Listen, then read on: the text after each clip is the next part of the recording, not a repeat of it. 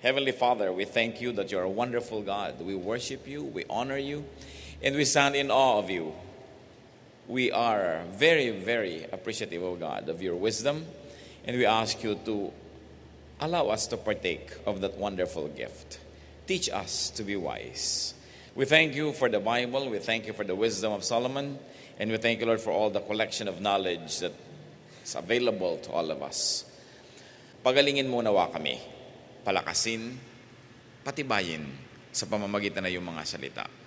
As you bless us today, Father, we ask you to protect us from evil men and evil spirits, and we also protect our loved ones who are not with us right now.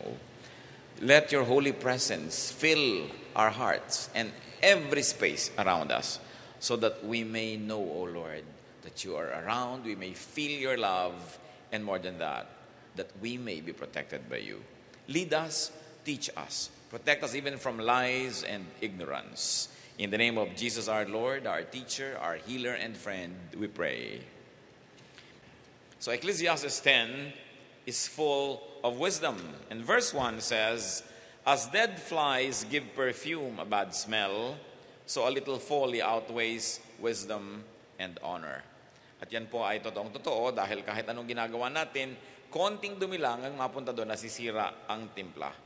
In fact, kahit gaano kalinis ang inyong bedsheet, mapatakan lang yon ng anumang mantsa sa gitna o sa may gilid, hindi na siya malinis, marumi na. Kaya nakikita natin na kailangan mahalaga ang tao nag-iingat. Especially if you're honorable or if you have gathered some honor in your name, be careful with little slips and lapses. Because a dead flies give perfume a bad smell. Napakahirap bumuo, subalit napakadaling sumira ng anumang bagay. So, if you have so much to lose, all the more that people have to be careful. It goes without saying that if you like to indulge in and be free to do little follies, you must decide to remain ordinary and anonymous and nameless and faceless, because then people will leave you alone. But if people know you, they make life miserable for you. Kaya po yung mga naghahanap na maging sikat, mayaman, makapangyarihan, hindi nila alam kung minsan ang hinihingi nila na napakalaki ng bayad nun. Sabi nga ni Solomon, as the goods increase, so do those who consume them. So subukan ninyo na maliit lang ang income nyo, no relative knocks at your door. Pero pag lumaki na yung income nyo, nag-abroad kayo, nagkaroon kayo negosyo, dumarami mga kamag-anak nyo, pati yung mga hindi nyo kilala, tinutuntun kayo. Kasi mahirap yung nakikilala talaga. So, sabi niya, a little folly will destroy all that. Dahil pagka marami ka nang naimpok, pagka marami ka na nabuo, pag maganda na ang iyong pangalan, maraming nais na sumira niyan. At lalo namang mahirap kung tayo ang sumisira sa sarili natin. Ang pinaka-relax po mga tao ay yung walang masyadong minemaintain na image. Yung hindi siya masyadong sikat, hindi siya masyadong kilala, hindi siya masyadong hinahangaan. At pagka nangyari yung mga ganun sa isang tao, humihirap ang kanyang buhay because you have to maintain so much. Kaya yung mga biglang yumayaman, tapos hindi mo naman maintain yung yaman mo, ang hirap na bumalik ka doon sa dati. Kaya dapat ang tao, kahit ang yaman niya ay pang number 10 rank na, dapat ang behavior niya pang number 6 lang o 7, para kung sakasakaling bumaba ulit yung yaman niya, hindi siya nahihirapan mag-adjust. At hindi sobrang nagpipiesta yung mga nainggit sa kanya. Kaya ang mga taong marurunong, kahit tayo umaasenso, hindi natin agad pinapakita yan, hindi natin ipinapahalata. At nang sa ganoon, mas tahimik ang ating buhay. Pagka po ang mga tao ay naaangat kesa sa iba, malaking bigat ang kailangan niyang dalhin para siya manatiling nandoon sa kanyang pagtaas na yon. Ano po ang pwede nating matutunan mula dyan sa simpleng wisdom na yan? That there are many people who don't like naman to become popular, but they become popular. There are many people who like to serve the country, who like to serve their town or their province, and eventually they seek public office and they are thrown into the limelight. There are people who practice their craft, very good artists, who become very popular. Even in the Christian community, there are pastors and there are teachers and singers and artists who become more known than others. How can we help them? Let us be kind, or let us be kinder and gentler to popular people, to the so-called famous. And even sometimes, though it should not be happening, but it happens, even among religious circles, nagkakaroon ng mga star gospel singers, mga star teachers, mga star pastors. And especially if these people really never sought such status, we should be kind to them. That we should allow them to have a life and that we should not magnify even their errors, even their shortcomings. As the Arabs say, even a good horse must be allowed at least one fall. Kaya nakikita niyo po ang nangyayari ko minsan, even sa Christian community, may mga sobrang nagiging mga sikat na mga speakers, may mga television programs sila, meron sila mga kung ano-anong multimedia presentations to the public. Pag nagkamali sila, ang laking iskandalo, ang laking gulo. No? Pero kasi inaasahan ng mga tao, kung mo sumikat ito, kung mo nakilala, hindi na ito magkakamali. Wala namang pinagkaiba yung kilalang kilala sa hindi kilala Sa kanilang pagkatao, sa kanilang espiritualidad, wala namang pinagkaiba yun. Mas lumalaki nga yung burden ng mga kilala. So, in dealing with people, whether they are religious or whether they are just professional people or just artists, consider a person's batting average more than his or her isolated failures. Pagka po nagkakamali, halimbawa ang inyong asawa, nagkamali ang inyong anak, o nagkamali ang isang leader, ang isang civic leader, isang religious leader, hindi nyo sa huhusgahan sa isang niyang pagkakamali. Titingnan nyo yung average. Ano ba ang average grade niya? Ang general performance niya, 85 and above. That's already excellent. That's already very good. I will not expect perfection from my wife, from my husband, from anybody, even from my religious brothers and sisters and leaders. Dahil ang nangyayari, pinahihirap po natin ang buhay ng ating kapwa. At pag sobrang mataas ang expectation natin, konti na lang o wala na lang taong magtatangka na pumapel sa ganong mga role sa buhay dahil mahihirapan sila na lagi nababatikos, laging kinikriticize ang mga tao. So apply this truth to wives and husbands, to children and parent relationship, no? To followers and leader dynamics, even to audience and performers. Na huwag nating hayaan na mas-spoil ang isang napakalaking bagay dahil lang sa isang maliit na bagay. Kung minsan, meron kayong malaking preparasyon, meron kayong pagdiriwang, tapos nainis ka lang doon sa umaga, inis ka na maghapon, sinira mo na ang lahat. Huwag kayong maniniwala doon sa, ay, nasira ng araw ko.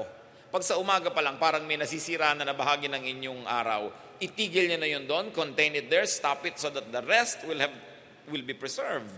Kung nyo sabihin, ayan, nasira ng araw ko, and then patutunayan nyo na nga na nasira na, daladala nyo na maghapon. Huwag nating palalalain ang isang bagay na hindi maganda. Because the work of the people of God is to contain evil, to stop it, to limit it from affecting more and more people. Then verses 2 to 3 of Ecclesiastes 10, the heart of the wise inclines to the right, but the heart of the fool to the left. Even as he walks along the road, the fool lacks sense and shows everyone how stupid he is. Now, before you demonize your left hand and worship your right hand, symbol lang yan. At naging symbol, sa napakatagal na panahon, yung kumakaliwa, pumupunta sa kaliwa, na parang nagkakamali.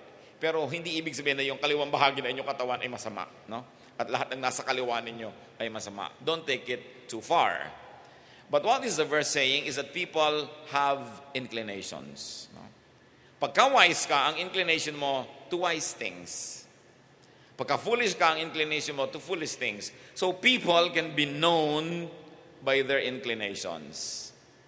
And people's actions can almost be predicted by their inclinations. Halimbawa, alam mong napakahilig sa alak dito, napakalasenggo nito, tapos hinayaan mo, hindi mo binantayan, hindi naman siguro unsafe to think na baka naglalasing siya. Kasi ang tao may inclination. At sabi nila, history repeats itself. Why? Because people will always be inclined to whatever they're inclined to. At yan ay sinabi ng Ecclesiastes 1:9. What has been will be again. What has been done will be done again. There is nothing new under the sun. Expect things to just keep on repeating. And Jeremiah 13:23, can the Ethiopian change his skin or the leopard its spots? Neither can you do good who are accustomed to doing evil. How do we operationalize these teachings about inclinations? Hindi para mag-judge tayo na ito inclined to do that, therefore he will do that. Hindi po yon ang aking ipinopropose na gamit nitong verses na ito. Kundi ano? If you cannot love a person's past, then do not get committed to that person's future. Kung hindi nyo kayang tanggapin ang mga nangyari na ang nakaraan ng isang tao, huwag na lang kayo magbalak na makasama ng taong ito sa mga darating pang panahon. Kasi kung umulit yon, anong mangyayari? Hindi natin sinasabing surely uulit, pero sinabi sa Bible, the inclination has a great tendency to repeat. At ito po, lalong-lalo may kinalaman sa mga mag-aasawa. Sa iba sa inyo, hindi na ito topic kasi nag-asawa na kayo, nandyan na yan. Pero yung mga mamimili pa lang, kung hindi nyo kayang yakapin yung nakaraan ng tao, hindi nyo kayang yakapin kung ano siya ngayon, huwag nyong isipin na babaguhin siya ng inyong pag-ibig. Tapos pakakasalan ninyo at umaasa kayong mag-iiba siya. No? The past can very well resurface. The past can very well repeat. And love is acceptance, not reformation. Love is not a reformatory institution. Sabi mo, ayoko ng ugali niya na yun, ako rin ang ugali niya yun, pero oras na umibig siya sa akin, babaguhin ko siya. Maramang na kayo'y mabigo. So dapat yung tao, bago mo palang piliin na mapangasawa, o kaya bago kayo magpasya na makasama sa negosyo, makasosyo, o bago kayo magpasya na makasama nyo sa inyong binibiling duplex, o kaya ay maging roommate, o kaya ay makasama sa kung ano man na partnership, dapat natanggap nyo na yung at least 85% to 90% ng kung sino siya, para wala na kayo masyadong maraming struggle pagka dumarating yung mga ayaw ninyo sa buhay. And it is easy to recognize a fool by the way he lives his daily life. So if you don't like the way the person lives his or her daily life, it's very probable that you will not love the way he lives his week, his month, his year, his entire life. So titingnan nyo lang kung paano siya nabubuhay sa pang-araw-araw. At kung yan ay matatanggap nyo, well and good, sigurado hindi na kayo magkakaroon ng malaking sorpresa sa buhay. At natanggap nyo na yon, therefore handa na kayo sa ganong bagay. It is important that we accept one another. At isa pa pong pag-operationalize ng verse na ito, kung kayo magulang, kayo ay kuya, kayo ay may otoridad sa mga bata, may kanya-kanya talagang likas ang tao. May kanya-kanyang inclination, may kanya-kanya na hilig sa buhay. Marapat tayo mga nagmamahal, ang gawin natin, suportahan natin sila na yung hilig nila ay mapuntahan nila, magawa nila sa pinakamakadiyos na paraan at hindi pilitin natin sila na mag-iba ng gagawin dahil tayo yung may kapangyarihan, tayo yung may pera, tayo ang masusunod. May kasabihan ng matatanda, kung saan nakahilig, ay doon bumuwal. Kung saan daw nakahapay ang puno, ay doon siya bumuwal. Alam nga namang nakaslant dito yung puno, ay expectin mo dito siya matumba. Doon siya pupunta. Huwag nating laging ibahin ang ating kapwa. Tayo'y nilikha ng Diyos, meron siyang purpose, meron tayong definite giftings, meron tayong pagkatao na unique to each one of us, kaya dapat hindi tayo over-domineering and we should not dominate one another. Ang Diyos na may karapatan at kapangyarihan at kakayahang idomina tayo, hindi niya tayo dinodomina Binibigyan niya tayo ng free will. So bakit kailangan magkaroon ng mga dominanting tiya, dominanting kuya, dominanting ate, dominanting nanay, na lahat na lang umaandar pag kumukumpas siya, lahat na lang ng kailangan mangyari siya, magpapasya kung kailan mangyayari yon. Mga kapatid, kung kayo ito, mag-isip-isip tayo, let us not make the people around us miserable. Igalang natin sila at bigyan natin sila ng puwang kung paano sila lalago, paano sila magiging tao in the way that they were designed and made by God, in the way that they like, and in the way that will give them fulfillment. Not in the way that will please our standards. Kung anong gusto nyong gawin, gawin nyo sa buhay ninyo. Of course, we may suggest to others, we can give an inspiration, we can give some guidance, but we should never live people's lives for them. And we must never ask them to live their lives for us, or our lives should never be lived by them. Kailangan binibigyan natin ng laya. At ito po napaka-importante, lalo sa ating society na masyado tayong traditional, talaga yung authority ng mga magulang, gano'n na lang, which is nice because most of the time parents are correct, but definitely not all the time. Kaya binibigyan natin ng puwang ang ganyang mga bagay. Alam nyo, nagtataka ang maraming tao kung bakit ang Panginoong Jesus, nung may tinawag siya na isang gusto niya maging alagad, sabi niya, follow me. Sabi nung tao, ililibing ko pa po ang tatay ko dahil namatay. At sabi ng Panginoong Jesus, let the dead bury their own dead. Very, very few people appreciate what it can really mean.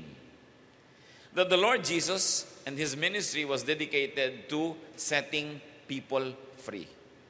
And you know, during the time of the Lord Jesus, before that and even after that, the fathers or the mothers, the family system, the elders really lorded it over everybody else in the family.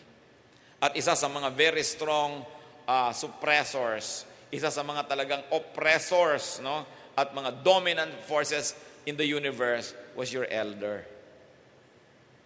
But the Lord was saying, let the dead bury their dead. It is a very, very deep way of saying, be free from being needlessly controlled by your father. And now that he's dead, controlled ka pa rin niya. No?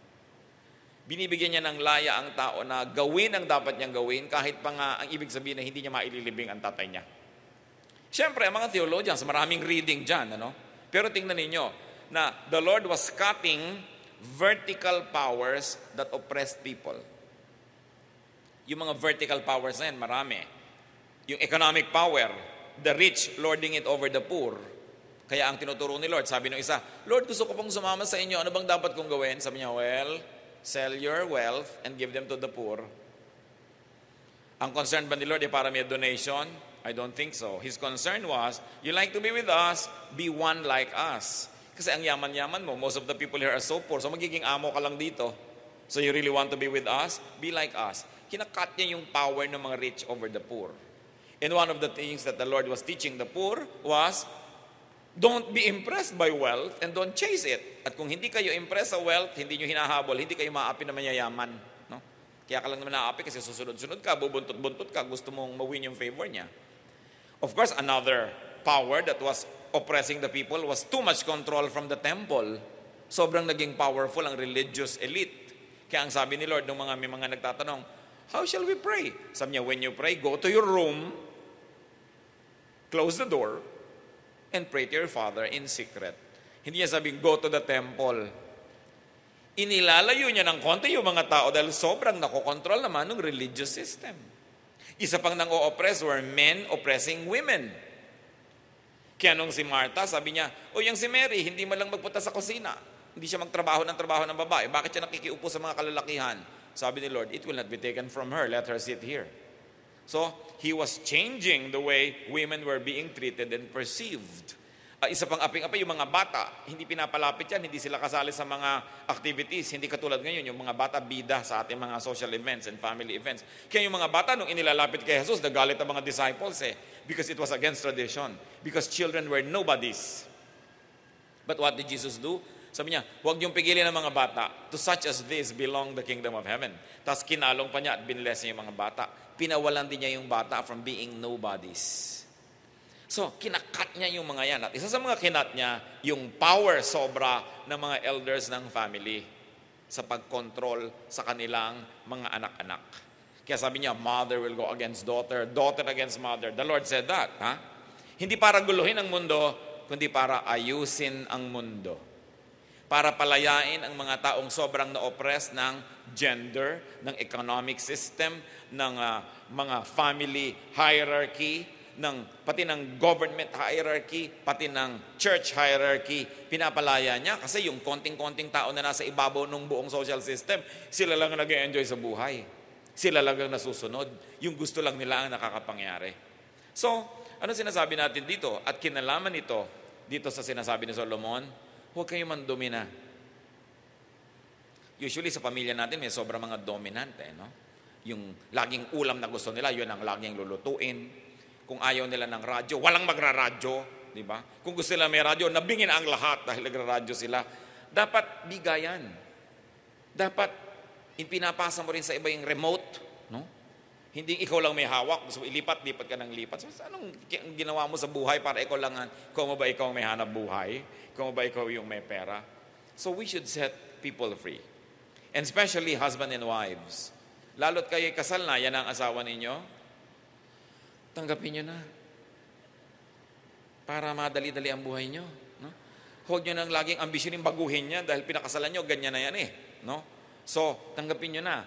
At tayo naman, kung gusto nating paligayahin yung mga nagmamahal sa atin, let's try to accommodate them. Tayo yung mag-adjust, tayo yung magbago. Pero hindi yung iba ang dinodominate mo para magbago sila. Iba naman pag nagvo-volunteer siya magbago para lumigaya ka no? So dapat yung tao naman na nagvo-volunteer, pero wala naman dapat pumipilit sa kanya. Tatahimik ang mundo pagka sinunod natin ang mga karunungan na ito ni Solomon. Ecclesiastes 10:4, if a ruler's anger rises against you, do not leave your post. Calmness can lay great errors to rest. Pag daw nagalit sa iyo ang nakakataas, huwag ka agad mag-resign, huwag ka agad tumakas, huwag ka agad umiwas. Bakit? Yung mga tao po na matataas ang posisyon, liban na lang napakalaking pakikipagsapalaran kaya lang sila nandun, usually magagaling yan. Magaling ka para ka maging leader. At kung di ka magaling, mawawala ka rin dyan. So kung leader ka ng matagal, magaling ka nga. So it takes galing to become a leader and it takes a lot of galing to remain one for a considerable length of time. So if you have a leader, if there's somebody powerful and has been there for quite a time, asahan nyo magaling yon. So kung nagalit sa inyo, nagkamali kayo, huwag kayo agad matakot. Sabi nito si Solomon, when facing a powerful person's anger, do not distance yourself needlessly. Do not abandon your duty. Do not resign immediately. Why? Because calmness can lay great errors to rest. Yung mahuhusay na tao, bigyan mo lang yan ng konting panahon, makapag-isip-isip. Huwag mong i-provoke na lalong magalit. Huwag mong pilitin na gumawa ng mga drastic measures. Makakapag-isip din yan. At makikita rin niya ang iyong posisyon. Mauunawaan ka rin yan. At kung sakaling meron ka rin talagang mali, mapapatawad ka rin yan. Lalo't pag tinignan niya yung batting average. Kadalasan kasi, karamihan naman sa ating mga kapwa-tao, hindi nakakaranas na magkaroon talaga ng mapakataas na posisyon, so hindi nila alam kung paano umaandar ang utak ng isang taong mataas ang posisyon. Na as much as possible, ayaw naman niya na masacrifice ang maraming tao, lalo't mahusay ka. So sabi ni Solomon, huwag kang agad-agad dalalayo. Hayaan mo siya mag-isip at huwag mo siyang piliting magalit pa lalo. Rulers are usually wise, so all they need is time to understand. So do not be quick with your actions. At kung kayo naman yung ruler, ang paalala dyan, rulers, do not be impulsive. Restrain your power. Ang lahat po ng ibinibigay sa atin ng Diyos sa kapangyarihan at impluensya, ibinigay upang maging tulad tayo ng Diyos. Kaya tayo pinahiram ng kapangyarihan ng Diyos ay upang maging tulad tayo ng Diyos. Ibig sabihin, kupkupin, mahalin, tulungan, tangkilikin ang ating kapwa. Ang kapangyarihan ay hindi dapat ginagamit para sa sarili lamang at lalong hindi ginagamit para lang bigyan ng kasiyahan yung ating vindictive nature, yung ating mga impulses. Kaya mas makapangyarihan ang tao, mas kailangan marami siyang panahon ng pag-iisip, pagbubulay-bulay, at nang sa ganon, hindi niya magamit sa mali ang ipinahihiram ng Diyos na kapangyarihan. Verses 5 to 7, as you can see, the topics keep changing kasi collection ito ng wisdom. At ang challenge sa ating lahat, habang nadidinig natin ito, gumawa na kayo mga kapatid ng application sa inyo mga buhay. Sabi niyo, ito ba'y para sa akin? Sabi, ay, hindi relevant. O sige, baka yung next verse sa akin. Kasi hindi lang to relevant ngayon, pero tatandaan ko dahil baka next year, biglang kailangan ko pala ito. Itatago ko na sa aking memory. 5 to 7, there is an evil I have seen under the sun, the sort of evil that arises from a ruler. Fools are put in many high positions, while the rich occupy the low ones. I have seen slaves on horseback, while princes go on foot like slaves. Sabi ni Solomon na napakarami na niyang naobserbahan ng mga kaharian, mga pamahalaan. Sabi ganoon, meron pang isang uri ng kasamaan na tanging yung mga makapangyarihan lang ang pwedeng magpromotor. Sabi ganoon, there is an evil that can come from rulers, and this is favoritism. Giving high positions to unqualified people and giving low positions to qualified people. Pag sinabi niya ditong rich, ibig sabihin niya educated, trained. Kasi nung araw sila yung rich, ibig sabihin trained ka, educated, qualified. Pero sabi niya, may mga ruler ang pinipili nila, mga mangmang, hindi naman marunong mag-rule dahil lang kamag-anak nila, dahil kaibigan nila, dahil natutuwa sila. Hindi ganon. Dahil ang pamamahala ay galing sa Diyos. At napakaganda sa Tagalog, pamahalaan, which many people believe to root from pamamahala, which roots from bahala, which actually roots from bathala. So kung ikaw ay namamahala, ay ikaw ay nagiging parang munting bathala. Ibig sabihin, ginagawa mo ang mga responsibilidad, tungkulin at prerogatives ng may kapal. Ibig sabihin, tulad ni bathala, dapat maibigin ka rin, natulungin at hindi mo ginagamit ang iyong lakas para lang sa iyong sarili. So tayo man, ano man po ang ating posisyon mga kapatid, sa opisina, sa community, sa pamilya, kahit saan, sa church, sa gobyerno, ang lakas na hawak natin ay ipinahihiram ng Diyos para tayo mamathala, para tayo mamahala, para ibigay natin sa mga mahina, sa nangangailangan. At hindi yung favoritism. Napakalakas na sumira ng moral ng mga manggagawa yung may favoritism. Yung bulag na bulag ka sa mga pagkakamali ng yung mga paborito.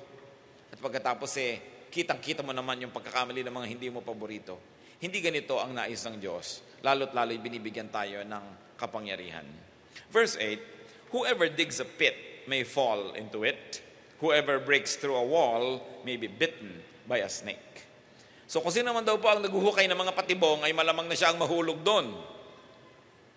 Tulad ng mga naglalagay kuminsan ng mousetrap, sila rin ang naiipit. No? Pag hindi sila nag-iingat. At sabi yun daw, kumakalkal at kumukutkot ng mga pader para sirain yung pader at makapagnakaw ka ay malamang na matuklaw ka ng ahas. Sa Israel po, ang mga pader ay hindi tulad ng mga hollow blocks natin.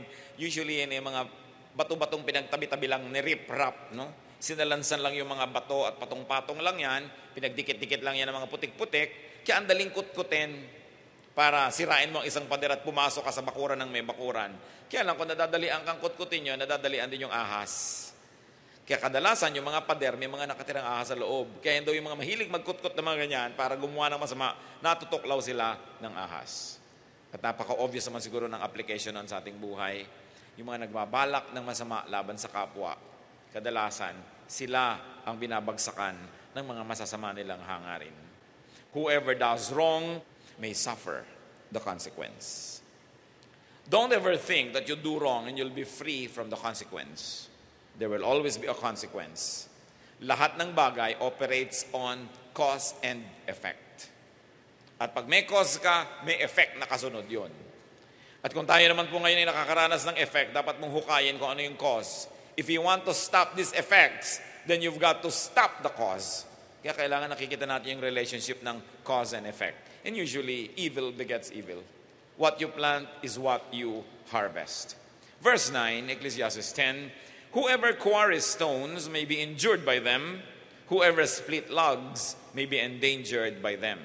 This time, the trouble, the difficulty can come from a seemingly innocent, even a productive endeavor. Kung yung dati natutuka ka ng ahas sa pagkutkot mo ng mga pader at nahuhulog ka sa mga hinukay mo mga bitag dahil may masama kang ginawa, pwede rin daw na may ginagawa kang di naman masama. Tulad na nagkukwari ka, nag-uuka ka ng mga bato para gawin mo na bahagi ng isang gusali, okay, nagsisiba ka ng kahoy, pwede ka naman na mahiwa, pwede kang mataga. Yan daw ang buhay. Every activity entails risk.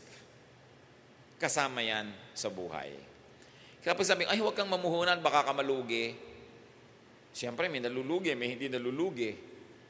At kung ikay nalugi, hindi naman ibig sabihin, lagi kang malulugi. Kaya ang sabi nila, ang lagi nalang quitter, hindi yan kahit kailan makakaranas na maging winner. Pero may risk. Every time you do something, there is a risk. Lalabas ka lang ng bahay para pumasok sa school, ang daming risk. Pupunta ka sa office, ang daming risk. Kaya, kailangan natin ang blessing ng Diyos at maraming pag-iingat. Doing good can also bring about unwanted damage. So be very careful even in doing good. Hindi tayo nakakatiyak mga kapatid na pag gumagawa tayo ng mabuti, hindi na nga tayo makakaranas ng mga di magagandang bagay. So may mga nagpapautang na nasusuba, no? May mga tumutulong na napapahamak, nasisipa. Huwag na daw magulat pag nangyari ito. Huwag na magtakat, huwag na magreklamo dahil ganyan talaga ang buhay. At yan ay isa sa mga observations ni Solomon. Verse 10, if the axe is dull and its edge unsharpened, more strength is needed, but skill will bring success. Anong metaphor ang pinapakita sa atin? Isang tao nagsisibak ng kahoy na gumagamit ng palakol. Sabi nga nun, pagka ang palakol mo ay mapurol at hindi matalas ang kanyang talim, mas kailangan, mas malakas ang hampas mo, mas malakas ang pagtama mo sa kahoy para ito tumalab. Pero kung skillful ka, ay pwede mong mapagtakpan ang kakulangan ng iyong kagamitan. For obvious reasons, sabi nga nun, if you use a dull axe, expect to work harder. Anong application niyan sa buhay natin? Kung kayo mamimili ng empleyado, mamimili ng kasama sa buhay, mamimili ng kapartner, at ang napili nyo, alam nyo namang mapurol, mag-expect na kayo that you have to work harder. No? Halimbawa, kadalagan yung tao, umiibig kayo sa isang lalaking umupo-upo lang, alam mong pagkatamad-tamad at nakahuyaya lang, nang nakahalos tumihaya na lang ng tumihaya, nakaupo lang Hindi mo alam kung nakahiga o nakaupo. Yan daw ang mga palatandaan ng mga batugan. Siguro, once in a while may exemption. Pero ang lola ko, pag may naliligaw sa mga kapatid ko o mga pinsan ko, na ganun umupo, nako anak, lumayo ka sa lalaking yan. Yan agad na sasabihin. Sa pag-upo lang nakikilala mo ang tao. Alam niyo, mga matatanda sa experience, marunong na yan na tumingin. Well, kung in love ka pa rin, expect to work harder. No? Dahil sabi, dalyang napili mo So tayo man mga kapatid, kung meron kayong, nagtataka ko, may mga kusina, 4, 5 ng ganyan, bago maputol yung talong, hindi man lang ihasa yung mga kutsilyo nila. No? May mga gripong halos wala nang lumalabas, hindi man lang nila tanggalin yung mga bara. Kontento na silang mahirapan ng mahirapan. Samantalang pwede naman nilang ayusin ang kanilang environment. At may mga nagkukulambo na ang baba ng tali. Ba't hindi taas-taasan para hindi nakadikit sa iyong pagmumuka? May mga kawali na lagi ka nalang napapaso, hindi lagyan ng tangkay na kahoy. Ang daming bahay miserable, mga timbang walang handle. Ang mura-mura naman na bumili ng kapalit nun, kakahawak mo na lang, nakuba ka na. So maraming buhay miserable, just because people don't improve their environment. May mga bahay, iisa ang tabo. Tabo sa lababo, tabo sa banyo, tabo sa paglalaba. Yung tabo, nag-aaway-away na dahil sa tabo na ito. Ang mura-mura, hindi damihan. Things like that, no? Ang dami-daming mura naman, pwede niyong damihan. But it's a mindset Because there are people who don't even think of improving their lives, though they can very well afford to do so. Mga bahay na dadalawa ang doormat, laging basa, wala kang pamalit, pag kami natapon, paano ba ang mura-mura ng doormat? No, kung meron ka 15, 20 nakastock dyan, feeling rich ka kahit na ang mura-mura nun. So sabi niyo, if the axe is dull and its edge unsharpened, more strength is needed. So, ganun din ang pagpili ng karir. Pag hindi nyo gift, then you are dull. Then you have to exert more effort. So if you want to get the most out of life, operate in your area of strength. But if you insist on operating in your area of weakness, just expect to work harder. At sa mga pumipili po ng mga workers, mga empleyado, mga tauhan, you've got to pre-screen your workers well, your partners, even your spouses. Because if they are dull, you have to work harder. Kaya bago ibinibigay ang ating commitment to somebody, dapat nag-iisip ka mabuti. O kaya, just accept the consequence. Be ready for the consequence kasi pinili mo yan But very importantly, brothers and sisters, sharpen your axes. Improve your skills. Improve your systems. Improve your tools. Marami pa nga kahit naman sa mga churches, sa mga opisina, sa mga kung saan-saan, yung mic na laging yuko-yuko, susunod ka dahil yuko-yuko yung mic, susunod ka, hindi palitan yun, I mean, kung nun lang nangyari, di bali, pero 2-3 linggo, paulit-ulit, hindi man lang pinapalitan, yun na lang nang yun, may kasalanan na ang tao doon. Kailangan tinitingnan mo, pwede yung improve dito sa buhay na ito. Marami mga bahay, wala man lang pako sa dingding, wala mga sabitan sa likod ng mga pinto ng banyo, hindi mo malaman kung saan mo isasabit ang tuwalya, saan mo isasabit ang mga damit. Ang miserable, konting pako lang o konting mga screw will solve the problem. Meron pa ako nakikita ng namamalansya, nakasaksak yung ilaw, doon sa ilaw nagagalaw-galaw. Gumagalaw lahat ng anino. Bakit nahilo na lahat ng tao? Ba't hindi paghiwalayan ng outlet ng plancha at ng ilaw na ito?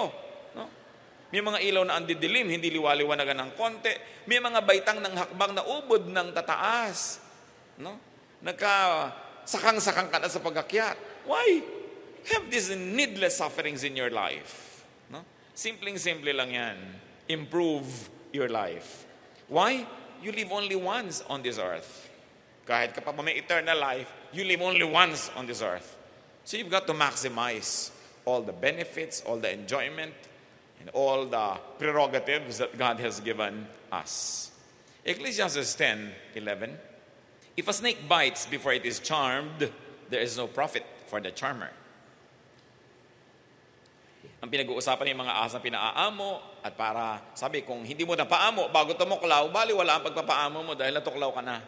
So mahalaga yung kumikilos agad. What is the lesson, brothers and sisters? Act in a timely manner. Dapat kikilos tayo before the problem happens. Kung kayo'y makakalimutin, at usually makakalimutin naman, paulit-ulit sila lang lagi ang may nalilimutan, Don't rely on your memory. Sa inyo, ay dadaling ko yung bag na yan, pag alis ko, huwag nyo nang intayin yung pag alis nyo, ilagay nyo na sa pinto na matatapakan nyo talaga, paglabas nyo talaga, para huwag nyong malimutan. Ipupwesto nyo where you will not forget it, kung kayo forgetful. In other words, gagawa ka ng paraan naman para hindi pa ulit-ulit na lang yung problema mo, pa ulit-ulit na lang yung mga mali. No? Kailangan mauna ka sa problema. At alam nyo, ang mga napakahalaga na mauna tayo kumisan, yung sa salita. Kasi kumisan, merong dapat sinabi ka na agad, hindi mo pa sinabi. No, may nangyari tuloy. Ngayon, sinasabi mo, hindi ka na pinaniniwalaan kasi after the event na yung pagsasabi mo ng isang bagay. Sinabi mo sa asawa mo na halimbawa, binigay ko kasi ang mga savings natin sa nanay ko. No? Kailangan sabihin mo yun bago niya malaman. Kesa nalaman na, tsaka sasabihin ko nga sa iyo, honey, nalaman na niya sa iba. No? So, nahuli ka na. Kailangan maagap ang tao. Kung merong problema na uuna ka, at least several steps ahead of it, then you can still channel and somehow control the course of events. Hindi yung isa ka na lamang na walang magawa, na biktima ng pagkakataon. And it's important to be quick. Yung mga taong tutulog-tulog, yung mga taong mga kabagal-bagal, naku, walang mangyayari dyan. Mano nyo ba i-define ang lalaki? No, mga sisters, how do you define a guy? Kung sabi mo, lalaking lalaki to, itong gusto ko mapangasawa. Yung bang umaalon-alon na mga muscle? Aba, ikaw magtatrabaho para pakainin na 100 ng nilagang itlog araw-araw yan, hayaan mo nang walang muscle. Diba? Yung malaki ba ang boses, yung mga balbas-balbas na ganyan, no? Na pinantal-pantal ka na pag napadikit siya sa'yo. Una, ang lalaki dapat may desisyon. Yan ang isang kahulugan ng lalaki. May desisyon agad yan. Pag may nangyayari, alam niya agad ang gagawin niya. May desisyon siya. Kahit mukha siyang butike, lalaki yan. No? Pero yung ang laki-laki ng katawan, tapos, Mami, anong gagawin natin, Mami? Alam mo, bonjing, halika dito. No? Baliwala. No? So may desisyon. Napakahalaga nun. Responsable. Yan, ibig sabihin ng lalaki, responsable. May mga lalaki na ni isang pako, walang nailulubog sa dingding nila, wala nang pagsabitan yung asawa nila ng bra pag hinubad. Wala man lang sabitan yung bahay nila, tumutulo na yung bubong, ang hagdan, giba-giba, ang mga pinto nila. Wala man lang skill. No? Kailangan responsible, skilled, may desisyon. Yun. When you have that, kahit anong itsura ng mukha, gugwapo na rin yan. Pero kung gwapo nga yung mukha, tapos wala naman silbi. No? Ganon din yung babae, ang ganda-ganda, tapos hindi marunong manahit, tanggal-tanggal lang yung mga ganyan mo, wala man lang alam kundi magpakyut at magsuklay. Kaya mga tao hindi sumasaya kung minsan sa marriage sila, ang mga hinahanap nila pang ibabaw. No? Yung pang ibabaw, pare-pareho na lang yan pag madilim. Ang mahalaga, may karakter ang tao. Ang mahalaga, meron siyang desisyon, meron siyang magandang pasya. At yan ang tinuturo sa atin ng Ecclesiastes. Basahin yung mabuti. Ang dami-dami nating makikita, kahit pasabihin mo na, ay, huli na, nag-asawa na ako, may partner na ako, mai-improve pa rin ang mai-improve. Kasi ipinapakita din yung nature ng tao. At kung paano tayo makikiayon, makikisalamuha, at makikipagmabutihan sa ating kapwa. So, kailangan timely manner. Napakahalaga na mabilis kumilos ang isang tao, hindi yung kebagal-bagal, parang slow motion. Listo. Yan, mahalagang karakter. Yan ang hinahanap nyo sa mga pangasawa ninyo. No? Hindi yung mga looks lang. Isang aksidente, naiiba yung looks na yan. Napakadali at napakarupok ng kagandahan. Napakadaling masira yan. Hanapin yung karakter. Ngayon, kung mabuti pa yung itsura niya, bonus na yan. Pero it's so easy to fall out of love of a good-looking person who is good for nothing. Hindi ka malang ma-inspire, hindi ka ganahan. Ecclesiastes 10:12-15. Words from a wise man's mouth are gracious, but a fool is consumed by his own lips. At the beginning, his words are folly. At the end, they are wicked madness. And the fool multiplies words. No one knows what is coming. Who can tell him what will happen after him? A fool's work wearies him. He does not know the way to town. So, it is unprofitable to listen to foolish people.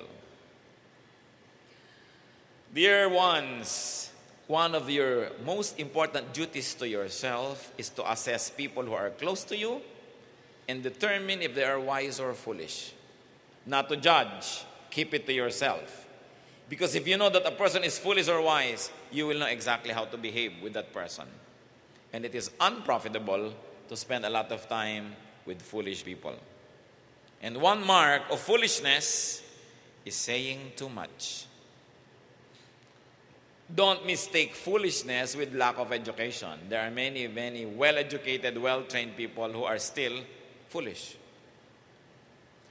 Those who say too much, those who say more than necessary. At alam nyo yon, when they reveal more than what needs to be revealed, especially about other people, when they have comments beyond what is useful to hear, you know that this person is a fool, talks too much. Yung maraming sinasabi, it doesn't mean talks too much. Kung lahat ng sinasabi niya may sense. Kaya dapat nauunawa natin yan. Fools multiply words. They begin with nonsense, according to the Bible, and they end in disaster. In contrast, wise people divide and limit words. Kaya nakita niyo po ang mga pinaka-powerful words are aphorisms, short quotes, mga salawikain, proverbs, very powerful, very few words, but the impact is so much, no? Hindi yung ang daming sinabi, at the end, teka, ano nga bang point mo? Parang ano nga bang gusto mong sabihin? Sa dinami-rami ng sinabi mo, wala akong maintindihan. So, madaling malaman. Tayo rin po pwede nating improve yung sarili natin by trying to speak less. Especially when there's nothing good to say, don't say anything. Yung may patay, isa sa mga pinakamahirap na event, may patay, yung pupunta ka sa patay, dala-dala ka nung anak o asawa. Ano sasabihin mo? Parang natutulog lang, ano? Nakabarong Tagalog, parang natutulog. What nonsense! No? May bulak sa ilong, natutulog. Kung nakapadyama siguro at may yakap na unan yung patay, pwede mo sabihin, wow, parang natutulog lang siya. Marami tayong mga sinasabing walang kabuluhan. So kung wala tayong mabuting sasabihin, just be quiet, just be there. Your presence is enough speech. But sometimes by opening up our mouths, we only expose our folly and we advertise our ignorance. At kahit wala kayong kaalam-alam, by keeping quiet, you might be mistaken for a wise person. So mas mabuti yung nananahimik ng konti. No one knows daw the future. At kung bigla-biglang pinag-usapan yan, ay ibig sabihin lang ay don't be too obsessed with knowing details of the future. According to Solomon, fools exhaust themselves. Foolish people wear themselves out. Napapagod ng walang katuturan, walang kapararakan, walang kahulugan ang mga pagpapagod nila sa buhay. Sabi, yan ang ibig sabihin ng mga foolish people. They cannot even find their bearings. They cannot chart their direction. The metaphor used was they cannot find their way home. They cannot find the way to town. Madali silang maligaw, pero hirap na hirap silang bumalik sa tamang landas. Avoid fools. They will drain you. If ever you will interact with fools, just do it out of charity. To guide, to love, to help, but do not associate very closely. Kasi nakakahawa yan. Nakakahawa maging ang mga kahangalan ng tao. Kasi tayo parang mga sponge tayo Kung saan tayo ibabad, tatablan tayo nun. Kaya nag-iingat tayo. Ecclesiastes 10:16-17. Woe to you, O land, whose king was a servant, and whose princes feast in the morning. Blessed are you, O land, whose king is of noble birth, and whose princes eat at the proper time, for strength and not for drunkenness. Now it goes to leadership, it goes to governance. Sabi ni Solomon, people are headed for disaster when their leader is not of noble birth, which really means not of noble character. Kawawa naman daw ang isang bayan na ang pinuno ay hindi marangal. Hindi mataas ang antas ng pagkatao. Sapagkat gagamitin lang niya ng pahiram na kapangyarihan para sa sarili at para sa mga paborito. Kawawa daw ang isang bayan na ang pinuno ay hamak ang pagkatao. Hindi siya hamak ang bulsa, hindi hamak yung economic situation, yung character. At makikita nyo yan, may mga tao kayong hahangaan, sasabihin, napakataas naman ang pagkatao nito. At meron naman talagang hamak na hamak. No? Yung parang kulang na lang maging hayop ang asal, ang ugali. So anong itinuturo sa atin dyan? People are blessed if their leader is of noble character and does not indulge in too much pleasure. How do you operationalize that, brothers and sisters? Choose your leader well. Especially in a democracy, you have to choose your leader well. Kasi kawawa ka pagkahamak ang ugali ng naging leader mo. No? Choose who you follow. Because who you follow can affect your life in great ways. Kailangan pinag-iisipan yan. At kung tayo naman ay walang mobility of character, wala tayong noble purpose, huwag na tayong mag-asam ng high position, huwag na tayong mag-asam ng, especially ng political power or corporate power, kasi magiging parusa lang tayo sa mga taong ating pinamumunuan. Anong sabi ni Balagtas sa Florante at Laura? Sapagkat ang haring mahilig sa yaman ay mariing hampas ng langit sa bayan. Kailangan tinitingnan mo, ano bang karakter ng aking pipiliin na leader? Ecclesiastes 10:18, if a man is lazy, the rafters sag. If his hands are idle, the house leaks. Yan na naman, bumalik sa katamaran. Kung tamad daw ang tao, lumulundo ang kanyang bubong. Alam niyo po, lalo sa Middle East, na ang mga bubong ay pinagsama-samang kahoy, dahon, sanga, at putik. No? So pagka hindi mo ito minentain, konting ulan, pwede talaga itong mag-sag. Right? So dapat lang minemaintain. High maintenance yung mga bubong na yan. Pero kung tamad daw, yung nakatira doon, lulundo nga ang bubong na ito at tutulo sa konting ulan lamang. A metaphor that can be applied many ways. Some people are too lazy to fix their own houses, to fix their own lives, to fix their own problems. Kung nakita mo na yung bag niya, gutay-gutay, giba-giba, hindi mo lang niya ayusin, anong inaasahan mo na aayusin niya ang buhay mo kung kasama mo siya? Diba? Nakita mong hindi maayos ang mga little things in life, it will only repeat in a much bigger scale. And laziness brings not only a problem, it brings a complex set of problems. Napakalaking katangian po yung masipag. No? Kaya na mahalaga sa tao, masipag, hindi yung tatamad-tamad. Avoid lazy people. Why? Mahahawa kayo dyan. At kung hindi kayo mahahawa, maaalila kayo niyan. No?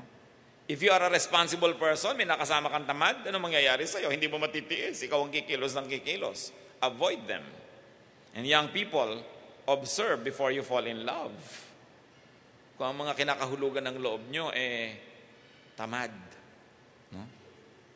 Madaling maburay ang pag-ibig pag nawala ka na ng gana dahil tamad. So, titingnan natin. At kung kayo naman, napapansin nyo may katamaran, we can improve. The reason why we study these things is that so that we will look in a mirror and look at ourselves and say, ako ba ito? At kung ako ito, syempre, kung aking loloobin na magbago sa tulong ng Diyos, ay magbabago ako. Napakahalagang malaman natin na ganyang mga bagay because it's so frustrating for a woman to have a lazy husband. And so, of course, for a man to have a lazy wife. Puro na lamang instant mommy ang pinapakain sa'yo ng wife mo araw-araw. No? So, masasayahan ka ba doon sa buhay? Lagi na lamang na nakahilata at tinatamad. No? Ayaw gumising ng maaga, ayaw matulog ng late. Ano mangyayari sa inyo niyan? So, it's important. It's very frustrating for a parent also to have lazy children. And I'm sure a lot of children know how it is to be frustrated to have lazy parents. No? At sa ating bansa, mas marami yung tamad na tatay kaysa tamad na nanay. Although may tamad ding mga nanay. No? Pero, napakahirap niya pag may mga tatamad-tamad sa buhay. Isang napakalaking parusa sa mga nagmamahal sa inyo. Mga kapatid, kung tayo nasa pagsabihang tamad o napapansin natin may katamaran tayo, magbago. Kasi may natitira pang buhay. Alam nga namang yung natitira, pahirapin mo pa rin. Kailangan improve na yan. In Ecclesiastes 10:19, a feast is made for laughter and wine makes life merry. But money is the answer for everything. Nakita nyo? Yung mga Kristiyano, parang akala mo napakasama ng pera. Sabi ni Solomon, money is the answer for everything. At alam nyo, totoo yan. Diba? Celebrations make people happy. Yun ang unang part nito. A feast is made for laughter. So, what is the application? Celebrate more. Celebrate events and occasions, anniversaries and birthdays. You don't need to be excessively extravagant, but celebrate so that you will have more punctuation marks of happiness in your life. Kasi pag may mga okasyon, they become like punctuation marks. Sumasaya tayo at nakakapagpasaya tayo ng ating kapwa. Make room for a life filled with more laughter, with more happiness, with a lot of get-together. Yung mga bahay nyo lang, mga kapatid, sa simpleng-simpleng pagpipinta at sa tamang mga kulay ng ipipinta, you will add so much cheer to your life. Pagpasok ba ng bahay nyo, ubod ng dilim? Diba? Dapat gawa ng paraan, paliwanagin naman yung mga kulay, yung pintura, laki-lakihan ng mga bintana, palitan ng mga ilaw para maligaya, masaya. No? Ano pong isa sa mga definition ng isang ideal woman sa Proverbs 31? Her light does not go out at night. Ibig sabihin, pinahahalagahan sa kultura ng Israel na may ilaw, na maliwanag. No? So, let light come into your house. Let your house be cheerful. At kayo mga sinasabi ng mga modern art, ng mga monochromatic, puro brown lang, puro ganito lang. Lagyan nyo ng mga yellow, mga pink, mga blue, para masaya. Hayaan nyo ng baduy. Yung iba naman kasi, pilit na may mga artistic pretenses, no? Pero hindi naman yun ang totoong taste nila. So kung ano yung nagpapaligaya sa inyo, sabitan nyo mga kalendaryo, mga diploma, sumasaya ba kayo? No? Pasayahin nyo yung inyong bahay. Because space defines behavior. At yan ang dapat inaaral. Pinag-aaralan niya ng mga architects, pinag-aaralan niya ng mga interior designers, di ba? Kung ayaw nyo halimbawang tumawid ang mga tao dito, maglagay lang ng kayong 3 tabi-tabing paso. Liliko na sila. Na-control nyo ang behavior sa pamagitan ng 3 paso. Di ba? Magkalagay ng isang mahabang bangko dyan, walang dadaan, iikot sila. Yun lang. You control behavior. That's why you've got to put a lot of premium on how you use your space and how you present it to all members of your family. Because it affects behavior. Pasayahin nyo ang inyong mga paligid, pasayahin ang mga bahay, because there should be more laughter and happiness in our lives. No?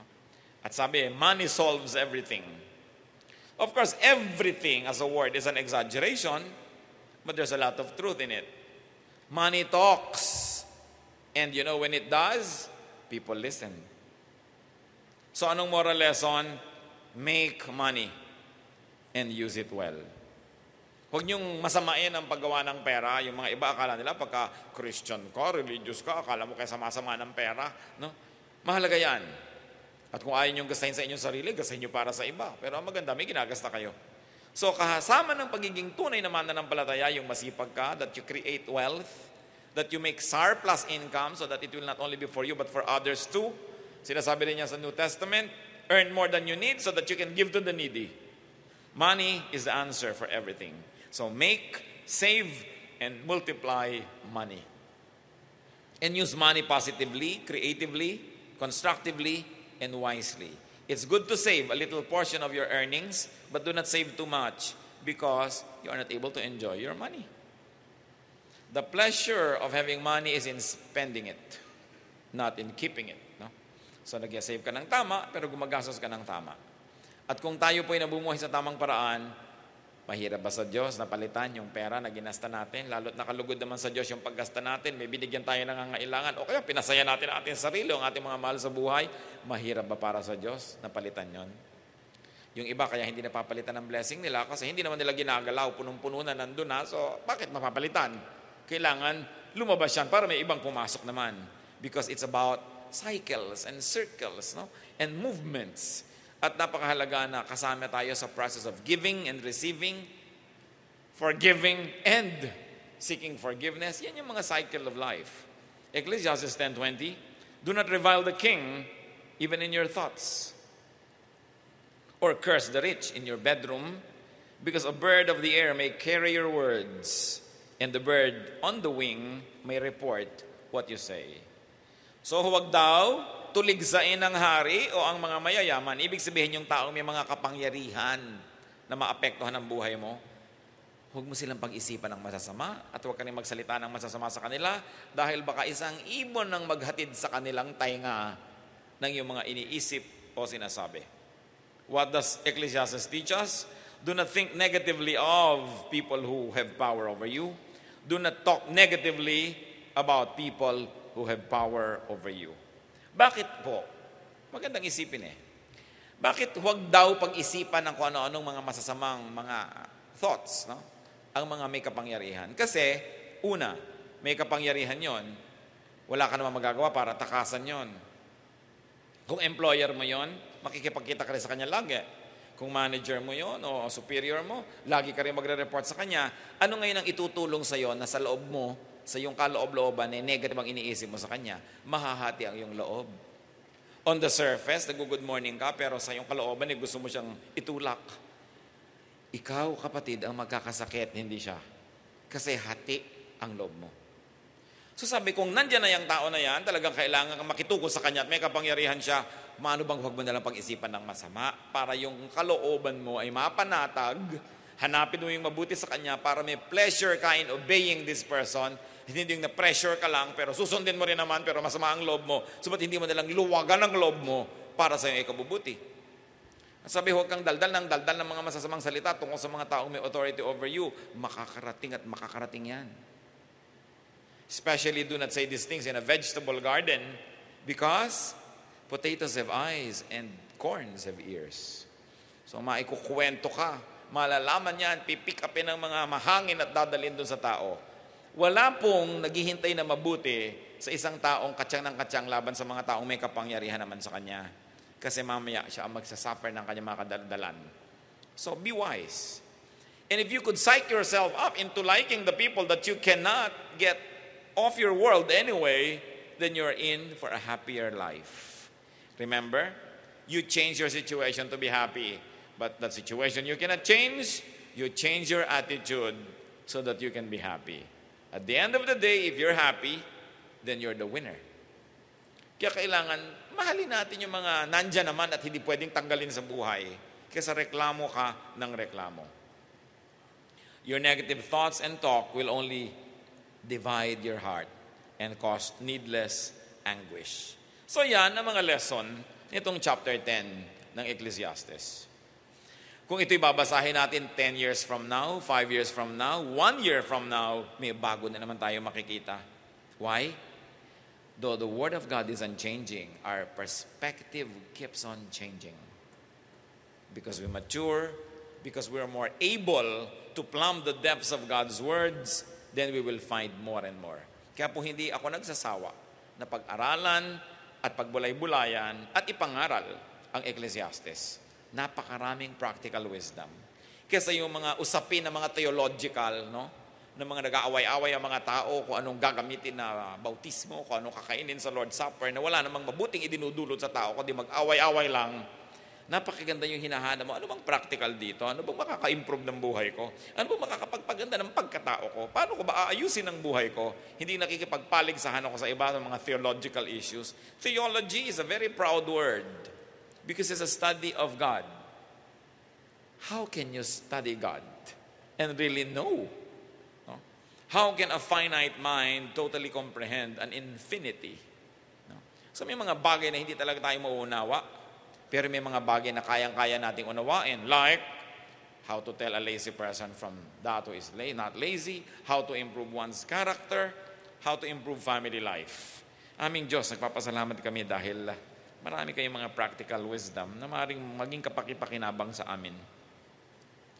At itong dalangin namin, Panginoon, tuwing binubuksan namin ang Biblia, tuwing kami umaawit, sumasamba, tuwing kami nakikinig ng mga pangaral, na meron kaming mapala na agad-agad magagamit namin sa aming buhay. Na agad-agad ay magiging kasangkapan mo para ipadama mo sa amin na yung pag-ibig at ang buhay namin mas umayos, mas gumanda, mas maging payapa. Turuan mo kami na humanap, Lord, ng mga practical application sa mga narinig namin ngayon. If we made any application, Lord, that is not in conformity with your truth, convict us. Gusto lang naming hanapin ang inyong katotohanan, Panginoon, at nawa ito'y patuloy niyong ipagkaloob sa amin. Magbulay-bulay tayo, mga kapatid, tulad ng ating nakagawian. Baliwala na pakinggan ang mga salita ng Diyos kung hindi naman natin i-apply. So magbulay-bulay tayo, hingin natin sa Espiritu ng Diyos. Ano mga practical applications sa buhay ko nitong Ecclesiastes 10? Maybe not all of it, but some parts of it that are relevant to you right now. At ano mga dapat nating tandaan para pag dumating ang panahong kailangan natin yung karunungan na yon, ay huhugutin na lang natin sa ating alaala dahil tinandaan na natin. Amang Diyos, mausap po kayo, Espiritu ng Diyos, makipagnig kayo sa amin at turuan nyo kaming humanap ng kahulugan ng mga katuruang ito.